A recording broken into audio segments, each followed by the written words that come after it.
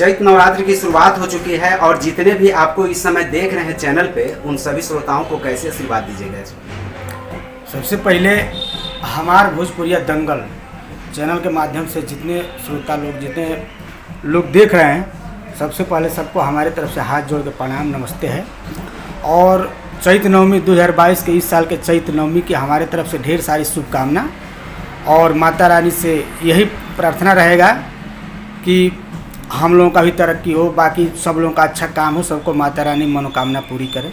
Sir, कभी कभी ऐसा होता है कि गांव से निकल कर के जो आते हैं लड़के संगीत सीखने के लिए महानगर में, और उन्हें यहाँ पे क्या होता है कि कभी कभी कुछ म्यूजिक डायरेक्टर होते हैं और कुछ बाहरी लोग होते हैं, उन्हें फंसा करके जाल में रख लेते हैं और वो आगे नहीं बढ़ पाते हैं। तो उन लोग के लिए आप अपने म्यूजिक कंपनी की ओर से क्या कुछ कहना चाहिए? कैसे वो क्या करें कि वो लोग बाहरी लोगों के चंगुल में ना फंसे?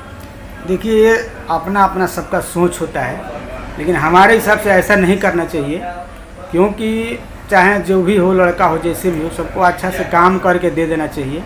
बाकी सिंगर लोगों को तो अपना जितना सीखेंगे करेंगे तो अच्छा ही रहेगा, लेकिन ऐसे कोई नए नए लड़के कोई अगर वैसे आगे पैसा ले लेता है तो ऐसे नहीं करना चाहिए। बाकी ये अपना अपना सोच है अपना, इसमें मैं क्या बोलूँ।